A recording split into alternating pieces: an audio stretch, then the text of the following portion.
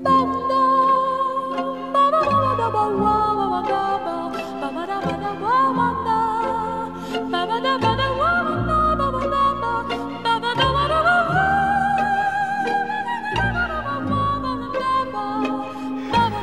à tous, ici Lucky Coffee, je suis avec Florent. Salut. Et aujourd'hui, c'est la réouverture des cinémas. Youpi. Enfin.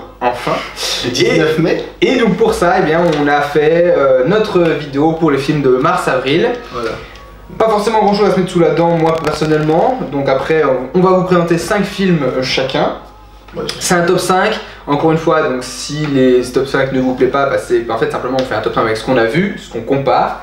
Donc voilà, on va vous présenter tout ça et puis... En espérant que du coup pour les films du mois de mai, on ait beaucoup plus de choses à voir. Parce que là, il y a déjà 4 films qui nous tendent juste pour la réouverture des cinémas. Donc normalement, ça devrait un peu remonter. Ouais. Et bien on va commencer tout de suite avec le top 5. Ouais. Tu veux commencer peut-être? Oui, alors en numéro 5, j'ai mis un film qui a été présenté aux Oscars et qui est sorti directement sur MyCanal. Peut-être qu'il y aura une sortie cinéma prochainement, je ne sais pas trop. C'est Judas and the Black Messiah de Shaka Knight. Je crois pas qu'il ait fait de film avant. Avec Daniel Kaluuya et Lakeith Stanfield. C'est deux Afro-Américains qui se sont fait connaître avec Get Out. Ouais. Film engagé. Et là, on retrouve encore un film très engagé, donc qui se passe dans les années 70, avec, comment dire, un gars qui va devoir infiltrer les Black Panthers, surtout avec leur leader charismatique, pour dire hey, fais gaffe parce que j'ai l'impression qu'il est en train de fomenter des plans, tiens-le un peu à l'œil et tu te fais passer pour un militant, etc. Et en fait, ce qui est vraiment intéressant, c'est que tu vois que le gars va s'impliquer. C'est-à-dire, il va être plus qu'un indique informateur balance, ça va être vraiment un gars du coup qui va jouer le Judas, le traître, mais qui va vraiment s'impliquer et au bout d'un moment tu vas te dire attends, il va prendre fait et cause en fait. Et tu as du coup un développement politique qui est vachement intéressant, qui est très très bien joué et tu as une ambiance années 70 qui est très très forte. Alors forcément quand j'ai vu le film, ça m'a fait beaucoup penser à Black Clansman. Donc avec ce flic des années 70 qui infiltrait un groupe d'extrême droite et qui avait un côté beaucoup plus humour, qui était beaucoup mieux fait, beaucoup plus profond. Là on a du coup un film d'un peu d'infiltration avec du coup des attaques de police, une retranscription historique qui est très très fidèle. Et voilà, t'as un peu une lutte d'ego aussi avec du coup cette espèce de grande figure. Donc ce Black Messiah, c'est vraiment bien fait, c'est très entraînant. Et à la fin, il y a quelques images marquantes. Je sais plus quel Oscar il a eu, mais c'est vraiment très méritant. Ok. Et bien moi, mon top 5, c'est un petit film indépendant, pas très connu. Ça s'appelle Justice League Snyder's Cut. Petit film parce que 4 heures de film. Vu dans des conditions pas forcément optimales, parce que du coup voilà, comme il y avait un pote qui avait payé en fait la Snyder Cut et que c'était assez cher, du coup on avait... On dit pas trop. On l'a regardé à plusieurs en distanciel, ce qui était un peu particulier. Mais du coup, bon voilà, Snyder Cut, bon, je vais pas faire 15 000 ans sur ce film, c'est déjà 1 million de vidéos qui sont sorties. C'est ça, il y a déjà 1 million de vidéos qui sont sorties là-dessus.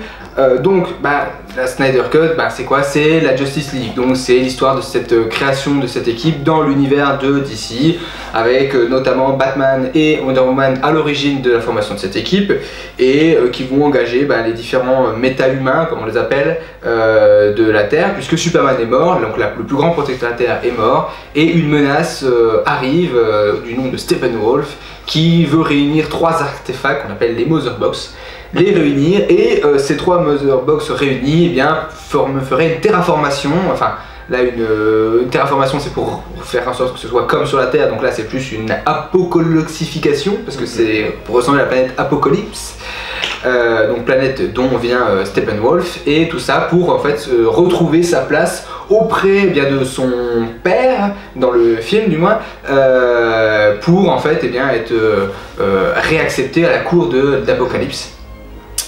Donc ici on a 4 heures de film. Est-ce que 4 heures étaient nécessaires? Je ne sais pas, il y a quelques longueurs quand même, beaucoup de ralentis, trop beaucoup de développement de personnages, des fois où tu dis oui, la personnalisation, la mise en place, voilà, c'est... Donc, du temps. ça reste dans un top 5 parce que je voulais quand même dire que c'était mieux fait, on va dire, que la Whedon Cut. Mais donc oui, pour ceux qui ne savent pas, de Snyder Cut, c'est donc une version d'un film qui est sorti en 2012 qui s'appelait donc Justice League et qui avait été à la base commencé à être réalisé par Snyder Cut, qui avait dû quitter le projet suite au décès de sa fille et qui du coup avait été repris par Joss Whedon, le réalisateur notamment des Avengers.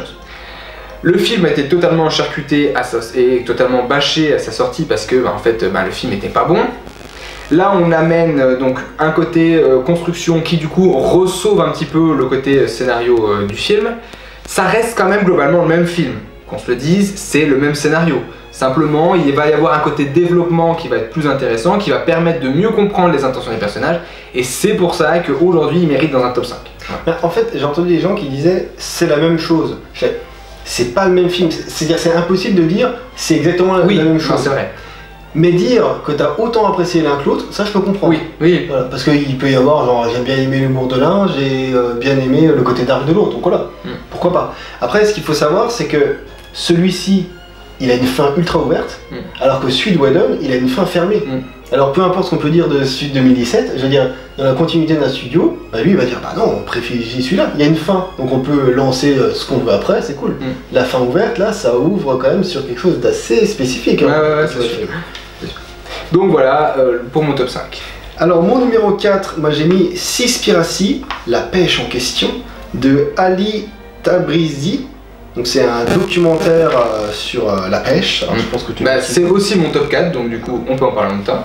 Alors je te laisse parler du scénar. Alors le scénar, voilà, c'est un documentaire sur la mer et sur la pollution de la mer et sur les soucis que cause en fait l'impact humain sur les océans.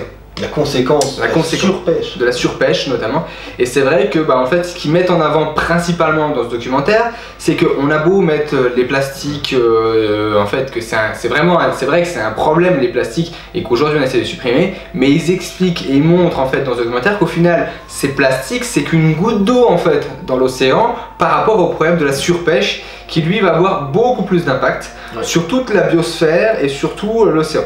Alors il y a plein de problèmes qui sont abordés. Ce documentaire il est quand même intéressant parce qu'il amène pas mal d'informations. Il a quand même certains défauts parce qu'il est peut-être un peu trop dans certaines informations qui sont un peu exagérées par rapport à la réalité. Après avoir fait quelques recherches, parce que du coup il y avait des trucs qui me titillaient, et j'ai vu effectivement des contre-reporters qui disaient attention, c'est effectivement une réalité, mais ne pas prendre tout au pied de la lettre ce qui est dit dans le documentaire. Parce que c'est un peu un documentaire un peu à l'américaine entre guillemets, où on va un peu grossir les traits, ou vraiment accentuer sur des trucs qui sont pas forcément les plus importants. Non, en fait ça met en avant des conséquences dramatiques, mais je trouve que les solutions qui sont apportées, des fois c'est un petit peu naïf. Oui. Et du coup c'est genre, ok, donc ça c'est pas bon, la pêche d'élevage c'est pas bon non plus. Quelle est la solution? Donc on n'a pas. Devenons vegan. Ouais. C'est peut-être un petit peu radical ou simple, genre t'as qu'à arrêter de manger du poisson et ça sera réglé. Ouais. Enfin, après moi je pense que on peut continuer genre la pêche, alors tout ce qu'on voit à la pêche, les mecs avec des cannes à pêche, ça m'étonnerait que ce soit la surpêche. Donc si effectivement on mange beaucoup moins de poissons et puis que on favorise la pêche de le mec qui le dimanche va aller pêcher 10 poissons et puis il va vendre 10 poissons, il va pas en vendre plus. Voilà, peut-être qu'il y a des solutions intermédiaires avec ce qui eux amènent de il n'y a pas de solution, on arrête de bouffer des poissons et point barre. Sachant que c'est les mêmes qui ont fait un documentaire sur les producteurs qui a fait le même, qui a fait sur qui s'appelle Cowspiracy, qui parlait du coup du méthane et du dégagement de l'élevage et du danger pour la planète créé par l'élevage. Après je trouve que le documentaire du coup il est ultra flippant, il est ultra anxiogène, il propose assez peu de solutions, mais je trouve qu'il est, en tant que documentaire, il est très rythmé, il est très sourcé, et il y a des tableaux qui apparaissent partout, tout ça c'est très vivant. Donc tu vois, en tant que dans la forme, c'est vrai qu'il est bien fait. Tu peux attaquer le fond un peu comme tu veux, mais dans la forme c'est vraiment bien foutu. Donc je me suis dit en tant que documentaire c'est ce qui se défend le plus de ce que j'ai vu des 2 derniers mois quoi. Enfin donc troisième, je pense qu'on est ex aequo. Ouais, pareil. Avec Love and Monster de Michael Matthew. Alors il avait fait 2-3 films qui sont pas ouf du tout visiblement. avec Dylan O'Brien, donc qui s'est fait connaître par la saga Le Labyrinthe. Voilà, c'était un peu genre, hey, c'est le gars qui a joué dans le labyrinthe. Et ouais, là on a un vrai film d'aventure, un peu romance. Donc on comparait ça à Zombieland. Ouais, c'est ça. Moi je trouve qu'il y a un côté Zombieland dans l'ambiance. Parce que bon, le scénario c'est assez simple, donc il y a une apocalypse, j'ai du mal, hein. Apocalypse donc avec des monstres, en fait les insectes et certaines créatures en fait ont muté. Oui, parce qu'on envoyait des missiles nucléaires dans l'espace pour détruire une météorite, et il y a certaines espèces qui ont muté, qui sont du gigantesque, voilà. Et du coup, les humains se sont regroupés dans des petites communautés, dans des bunkers. Sous terre, voilà. Sous terre. Et t'as des insectes géants. Voilà, c'est ça. Et on suit un personnage qui en fait a été séparé de sa compagne, sa copine, alors qu'il avait genre 16 ans et qui s'est retrouvé donc à 300 bornes d'elle. Mais il continue à communiquer par radio. Et puis genre, je sais plus, quelques années après, genre 10 ans après, il se dit bon allez, je prends mon courage à deux mains. Il est pas du tout courageux, mais il se dit je prends mon courage à deux mains, je vais traverser ces 350 bornes à pied jusqu'à chez elle pour la retrouver. Parce que c'est la femme de ma vie, je le sais. Et de toute façon, je suis dans un bunker, tout le monde est en couple, rien à faire là, donc hop, j'y vais. Alors que quand il sort du bunker, il sait pas s'il faut aller à gauche ou à droite. Voilà, c'est ça. Et il va suivre donc du coup cette péripétie et il va rencontrer un peu comme le Woody Harrelson, je trouve, de Zombieland, un mec qui lui est expérimenté, qui connaît bien le truc, qui est accompagné d'une fille. D'une jeune fille qui est aussi assez balèze et qui vont lui apprendre des trucs, la survie, qui vont l'accompagner une partie de son voyage. Ouais. Et voilà, une petite promenade, on va dire, dans ce monde apocalyptique qui est très intéressante et moi je trouve ça sympa. Moi ce que j'ai aimé, c'est qu'on n'est pas constamment dans le côté genre il y a un monstre qui va attaquer, qui va le buter. Des fois il se balade dans un univers et t'as, comment dire, tu vois le petit personnage et t'as, comment dire, le paysage, tu vois qu'il a été transformé par des monstres qui sont passés par là. Genre tu vas avoir une toile d'araignée géante, donc tu vois pas l'araignée mais tu imagines que du coup ça a été recolonisé par des insectes géants, ou alors des gros escargots, des trucs comme ça. Mais ça fourmille d'idées, visuellement c'est très coloré, c'est très joli. Tu vas avoir des monstres qui vont être créés physiquement en plateau, avec un petit peu d'ajout de CGI, donc t'as un côté qui est palpable, et ça fait plaisir. Après bon, l'histoire, oui, c'est un peu mignonnet. C'est ça. Voilà. Mais moi j'ai été pris dedans quoi. Il y a, comme je disais, ce qui peut être un petit peu, comment dire, quand tu vois beaucoup de films, il y a des trucs que tu vois un peu venir, genre sur le développement ou sur le fameux placement paiement, genre on t'annonce un petit truc, tu le gardes dans le coin de la tête, tu fais ah, c'est pour ça qu'on m'a donné cette info il y a 10 minutes. Et là c'est vrai que ça en fourmille quand même dans ce film, il y a beaucoup. C'est vrai qu'il est un peu prévisible sur certains faits, hein, bon bah il y a un événement que je veux pas révéler, mais un personnage où moi je me suis dit oui bah ça c'est trop beau pour être vrai, et puis effectivement c'est trop beau pour être vrai. Est-ce que ces dates ou ces trucs bizarres, ce serait pas un truc un peu toxique? Attends, 10 minutes plus tard, ah bah si. Faut que je me méfie. Et voilà, c'est assez bon, ça utilise beaucoup ce mécanisme là. Après ça n'empêche pas que le visionnage est très sympa. Moi qui suis un peu phobique des insectes et tout, déjà de taille normale, donc là je vous raconte pas, il y a une scène qui moi m'a fait des frissons. Donc voilà, mais en tout cas moi je trouve que c'était un film qui était assez intéressant à regarder. Ouais, franchement bon conseil Netflix. Ton numéro 2? Eh ben, mon numéro 2, eh bien moi c'est Bad Trip. Alors Bad Trip c'est un film Netflix et c'est un petit peu dans la lignée de Borat en fait. Ah oui. C'est-à-dire que c'est un... Alors on a parlé d'une traversée de plusieurs centaines de kilomètres pour retrouver son amour. Et ben c'est le même film, c'est le même scénario. Sauf que là on n'est pas dans un monde post-apocalyptique, on est au milieu des États-Unis. Donc on a un jeune homme en fait qui est amoureux en fait d'une fille. Quand il était au lycée, il est amoureux d'une fille. Et alors qu'il travaille dans une société, dans un garage qui lave les voitures, il tombe sur cette fille. Et il va en fait avoir un déclic et se dire non mais il faut que je la retrouve, et il va traverser une partie des États-Unis pour la retrouver. Et qu'est-ce qui fait une particularité de ce film, et qu'est-ce qui fait que c'est très du style de Sergent Baron Cohen, c'est qu'en fait, eh bien, tout ce film, il y a des scènes scénarisées, mais tout ce film c'est de la caméra cachée. Donc il y a plein de scènes, donc alors c'est l'humour très potache on va dire, hein, c'est vraiment l'humour un peu graveleux sur certains points. faut pas s'attendre à de l'humour très fin, hein. Mais en tout cas c'est un truc que moi j'ai trouvé assez frais en fait, où on va vraiment suivre ce mec dans ses aventures. Il y avait des aventures complètement barrées et on va vraiment casser plein de codes de la comédie romantique, parce que en fait ça va pas se passer comme il veut sur plein de trucs, et c'est vraiment sympathique à regarder. Donc voilà, si vous voulez regarder un film marrant, alors l'humour je sais qu'il plaira pas à tout le monde, hein, c'est un humour un peu spécial. Comme une fois on avait parlé de Terrible Jungle, et puis j'en ai reparlé avec un pote, je l'ai même revu avec un pote, et en fait je suis très friand, donc il a même remonté dans mon estime ce film suite à ce revisionnage. C'est de l'humour c'est de l'humour qui sont un peu atypiques et qui peuvent ne pas plaire à tout le monde, mais en tout cas moi j'ai trouvé ça assez intéressant. Voilà. Ok, très bien, je regarderai celui-là. Moi en numéro 2, j'ai mis The Nightingale de Jennifer Kent. Donc c'est une réalisatrice australienne qui a fait il y a 4-5 ans un de mes films d'horreur préférés de la dernière décennie, c'était Monsieur Babadook, qui était vraiment très subtil, très profond.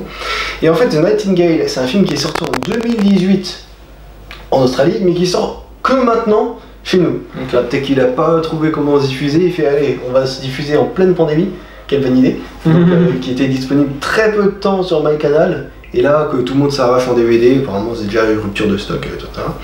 Et en fait le film c'est un véritable rape and revenge. Alors, je sais pas si tu connais le concept, donc on te place une femme, elle subit quelque chose d'horrible, donc le rape, voilà. Un viol. Ouais, ça veut dire viol, ouais. Voilà. Et pendant le reste du film, eh ben, elle va essayer chercher de se venger des gens qui ont soit été horribles avec elle, violés, soit abattre son mari ou d'autres personnes. Et là, ce qui est vraiment intéressant, c'est que du coup, on a un vrai film historique qui se passe du coup dans l'île de Tasmanie, et elle qui va avoir un vrai chemin de croix.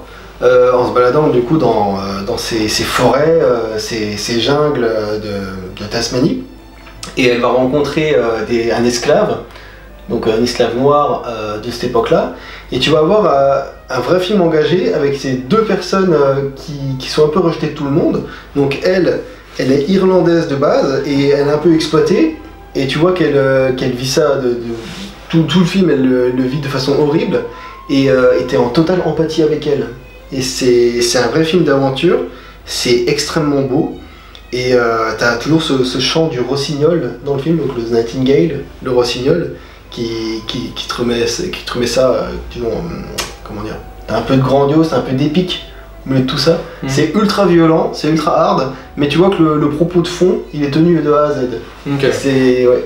Et en plus c'est filmé avec le même format que la Justice League, ouais, en carré là, pareil. Sauf que là, disons dans la Justice League, t'avais un côté genre on rend le grandiose au milieu d'un petit cadre, donc c'était un petit peu bizarre.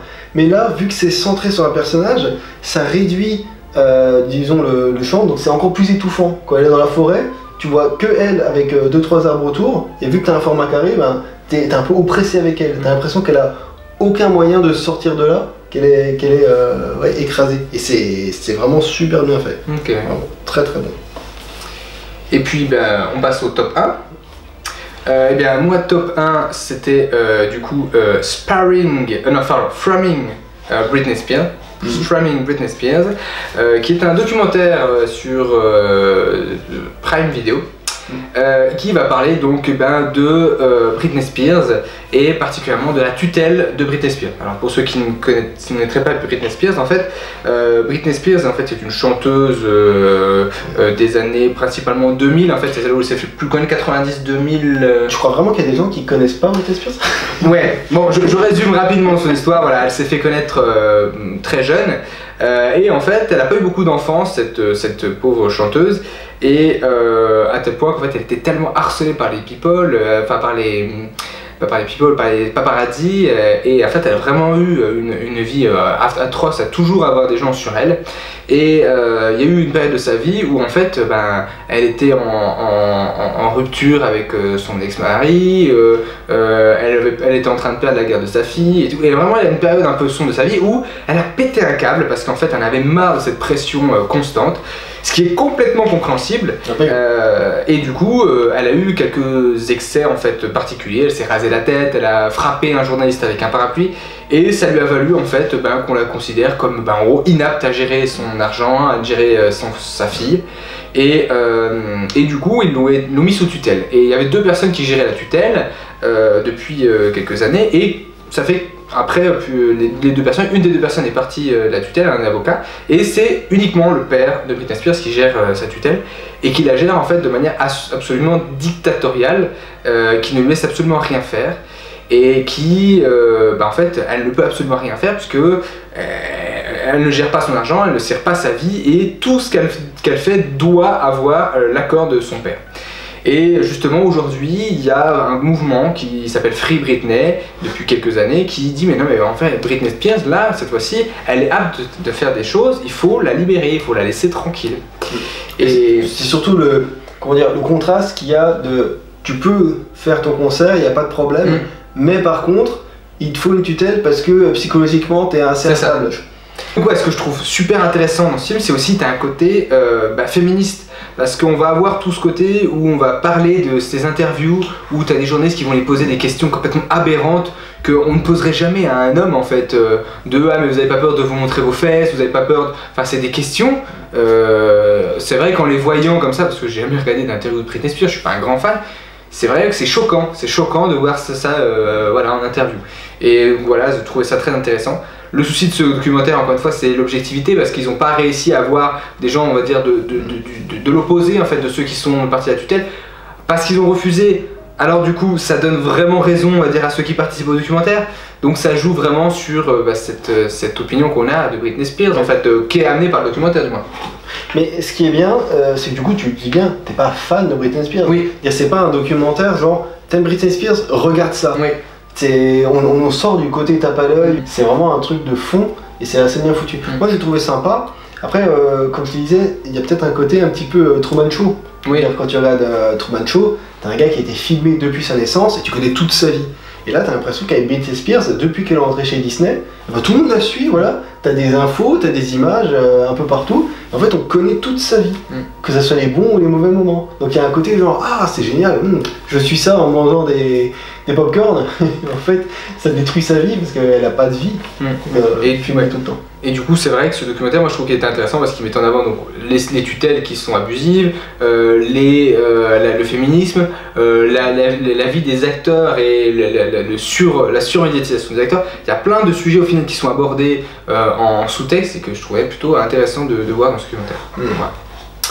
Et toi du coup, ton top 1? Alors juste avant de parler du top 1, il y a 2 films que j'ai trouvé plutôt bons. C'est Varsity Blues par le réalisateur du documentaire de Jim et Andy sur Jim Carrey sur Man on the Moon, qui était vraiment excellent. C'est Joey qui me l'avait conseillé, c'est un très bon documentaire sur le scandale des admissions universitaires de Varsity Blues. Et Passager numéro 4 qui se fait défoncer de partout, c'est un film de science-fiction avec du coup 3 cosmonautes qui partent pour des planètes lointaines, et il se trouve qu'il y a une quatrième personne, donc ça fout la merde au niveau d'oxygène. Voilà. C'est un petit peu décevant venant du réalisateur qui avait fait donc Arctic il y a 2 ans, que j'avais vu dans un top parce que je trouvais ça formidable. Là c'est un petit peu moins bon, mais voilà, visuellement il y a quelque chose, c'est un petit peu trop long, mais ça se défend. Et donc mon top 1, c'est les Mitchell contre les machines de Michael Rionda et Jeff Rowe.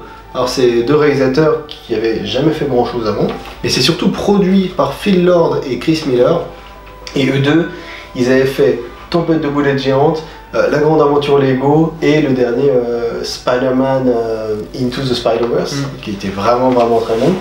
Et là on retrouve vraiment leur humour à eux. Alors là on va dire qu'ils chapeautent un petit peu tout ce qui est Sony Animation, et tu le vois parce qu'il y a un humour très particulier, très référentiel, et surtout qui touche à leur enfance. Et vu qu'ils ont à peu près le même âge que moi, et ben leur référence, elle me parle directement.